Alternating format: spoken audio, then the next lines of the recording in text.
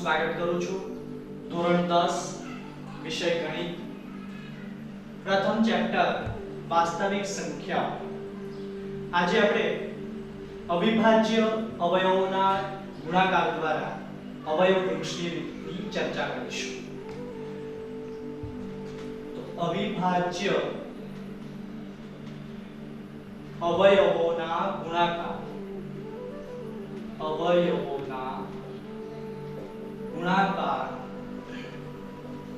દ્વારા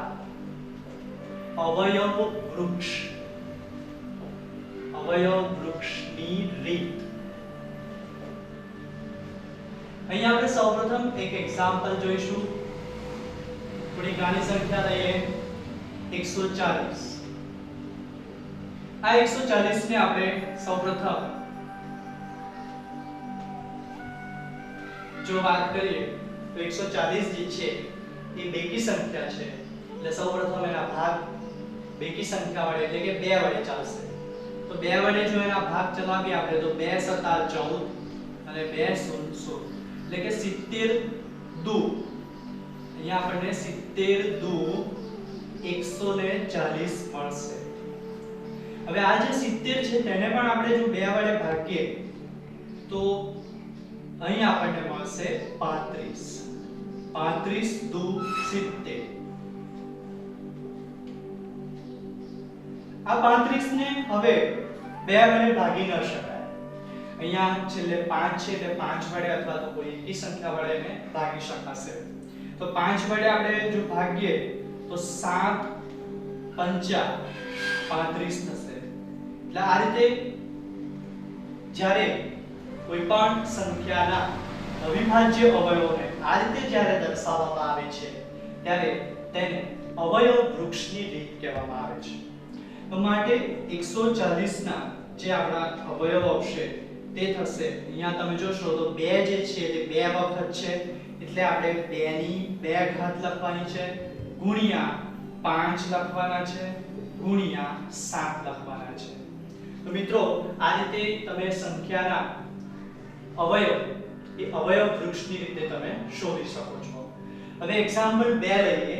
એક્ઝામ્પલ 2 બીજી કોઈ સંખ્યા લઈએ. ધારો કે 85 80. તો અહીંયા પણ આ બેકી સંખ્યા છે એટલે સૌપ્રથમ આપણે એને 2 વડે ભાગીશું. માટે 85 80 જેને તમે 2 વડે ભાગશો એટલે 2 * 8 2 દુ 4 1 વધશે, ઉપર 48 એટલે 18 એટલે 2 * 9 18 અને 0 નું 0. તો 42 90 દુ આપણને મળશે 85 80. હવે આ જે 42 90 છે તેને પણ આપણે 2 વડે ભાગીશું. તો અહીં આપણને આ રીતે 2 દુ 4 2 * 1 2 2 * 8 9 માંથી 8 જશે એટલે 1 વધશે, આ 0 એટલે 10 2 * 5 10 થશે. તો અહીંયા આપણને મળશે 21 45. હવે મિત્રો આ જે 21 45 છે એ સંખ્યાને આપણે 3 વડે ભાગીએ. 3 અહીંયા જોશો તમે તો 3 * 7 21 થશે એટલે 3 * 7 21. અહીંયા 3 * 1 3 અને 3 × 5 15 મળશે. તો આ રીતે 715 તારીખ 21 45 થશે. હવે આ જે 715 છે તેને આપણે 5 વડે ભાગીશું. તો 5 * 1 5 અહીંયા વધશે 2 5 * 4 20 1 વધશે અને 5 તારીખ 15. તો 143 મળશે. આ 143 ને આપણે ફરી ભાગ પાડીશું. તો 143 ના 2 વડે કે 3 વડે કે 5 વડે કે 7 વડે 9 વડે ભાગ નહીં પડે, એના સીધા 11 વડે ભાગ ચાલશે. એટલે 11 * 13 તમે કરશો તો 143 મળશે. તો આ રીતે 13 * 11 કરશો તો 143 143 50 715 715 તારીખ 21 45 21 45 દુ 42 90 42 90 દુ 85 80. તો આ રીતે આપણે અવયવ વૃક્ષની રીતે કોઈ પણ સંખ્યાના અવયવ પાડી શકીશું. તો માટે 85 80 બરાબર, જો અહીંયા 2 એ 2 વખત આવે છે એટલે 2 નો વર્ગ લખીશું. અહીંયા 3 એક જ વાર છે, 5 એક વાર છે, 11 એક વાર છે, 13 એક વાર છે. તો આ રીતે એના અવયવ વૃક્ષની રીતે આપણે કોઈ પણ સંખ્યાના અવયવ પાડી શકીશું. હવે મિત્રો આગળ આપણે આ જ રીતે કોઈ પણ બે સંખ્યાના ગુસાઅ અને લસાઅ શોધીએ.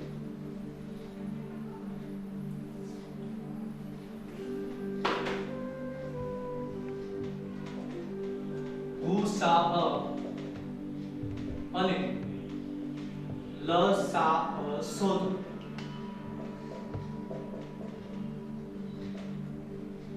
સૌપ્રથમ મિત્રો આપણે વાત કરી લઈએ કે ગુસા એટલે કે ગુણોત્તમ સામાન્ય અવયવ અને લસાઅ એટલે કે લઘુત્તમ સામાન્ય અવયવ. તો આ શોધતા પહેલા આપણે કેટલાક નિયમો જાણી લઈએ ગુસા માટેના.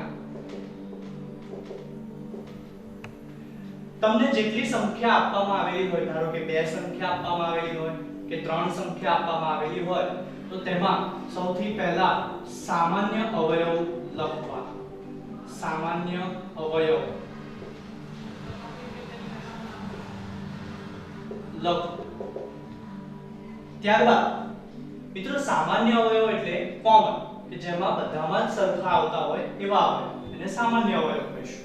તો સામાન્ય અવયવ પ્રથમ લખવા. ત્યારબાદ તેની ઘાત જોવાની છે, તો સૌથી ઓછી ઘાત લખવી.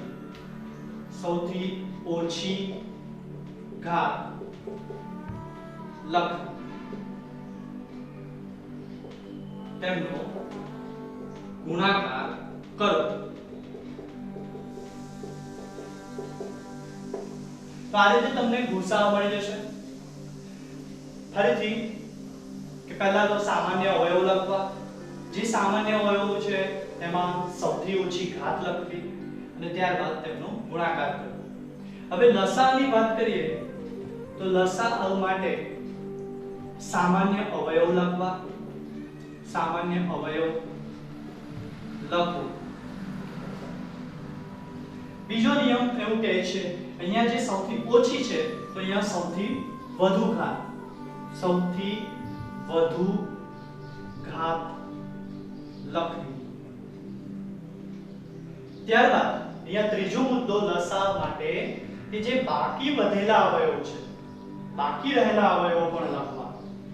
બાકી રહેલા અવયવો લખો.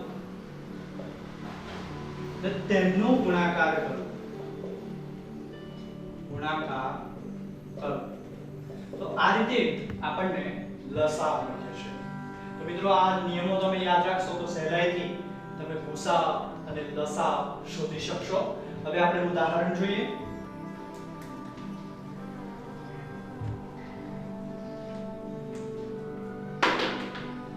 એક એક્ઝામ્પલ, ધારો કે એક સંખ્યા છે 6, બીજી સંખ્યા છે 72 અને ત્રીજી સંખ્યા છે 120. તો 6, 72 અને 120 નો આપણે ગુસાઅ અને લસાઅ શોધવાનો છે. તો મિત્રો પહેલા તો આ ત્રણેયના આપણે અવયવ વૃક્ષની રીતે એના અવયવ પાડી દઈશું. તો અહીંયા 2 તારી 6 થશે. મિત્રો હવે આગળ એના અવયવ ચલાવવાના નથી. હવે અહીંયાની વાત કરીએ 72 ની, તો 72 એટલે 36 દુ 72 થશે. પછી 18 દુ 36 થશે. ત્યારબાદ 9 દુ 18 થશે અને છેલ્લે 3 તારી 9 થશે. હવે એ જ રીતે 120 ના પણ અવયવ પાડીએ. 60 દુ 120 થશે. અહીંયા 30 દુ 60 થશે. એ જ રીતે 15 દુ 30 થશે અને છેલ્લે 5 તારી 15 થશે. મિત્રો આ રીતે અવયવો પાડી દીધા બાદ એટલે 6 છે તો 6 ના જે અવયવો છે 2 ગુણ્યા 3 72.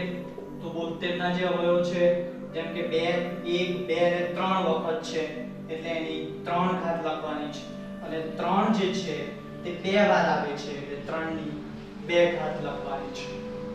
હવે અહીંયા પણ એ જ રીતે 120 ના આપણે આ અવયવ લખી દઈશું. આ 2 1 2 ને 3 વાર આવે છે એટલે 2 ની 3 ઘાત ગુણ્યા 3 ગુણ્યા 5. આ રીતે અવયવ લખ્યા બાદ હવે ગુસાઅ શોધીશું. તો ગુસાઅ બરાબર આપણે નિયમ પ્રમાણે સૌથી સામાન્ય અવયવની વાત કરીએ તો સામાન્ય એટલે કે બધામાં જ આવતા હોય એવા અવયવો છે 2 2 2 બધામાં જ આવે છે. 3 3 3 પણ બધામાં જ આવે છે એટલે સૌપ્રથમ 2 ગુણ્યા 3 આપણે લખી નાખીએ. હવે મિત્રો બીજો નિયમ ગુસાઅ માટે કે સૌથી ઓછી ઘાત લે. તો આપણે 2 ની વાત કરીએ તો 2 ની જે સૌથી ઓછી ઘાત તમે જોશો તો અહીંયા 1 જ છે. 2 ની 1 ઘાત એટલે આપણે 2 ની 1 ઘાત લખીશું. અને 3 ની વાત કરીએ તો 3 ની પણ સૌથી ઓછી ઘાત 1 જ થશે. તો મિત્રો આનો આપણે ગુણાકાર કરીએ તો 2 તારી 6 થશે. તો એનો અર્થ એવો થયો કે ગુસાઅ જે છે તે 6 છે. હવે લસાઅ ની વાત કરીએ તો લસાઅ બરાબર સૌપ્રથમ પહેલો નિયમ કે સૌથી સામાન્ય અવયવ લખવા. તો અહીંયા આપણે સામાન્ય અવયવ છે 2 અને 3. હવે બીજો નિયમ કે સૌથી મોટી ઘાત લખવી. તો મિત્રો 2 ની જે સૌથી મોટી ઘાત તમે જોશો તો 3 છે એટલે 2 ની 3 ઘાત લખીશું. અને 3 ની વાત કરીએ તો 3 ની સૌથી મોટી ઘાત વધુ ઘાત છે તે 2 છે એટલે 3 ની ઉપર 2 ઘાત લખીશું.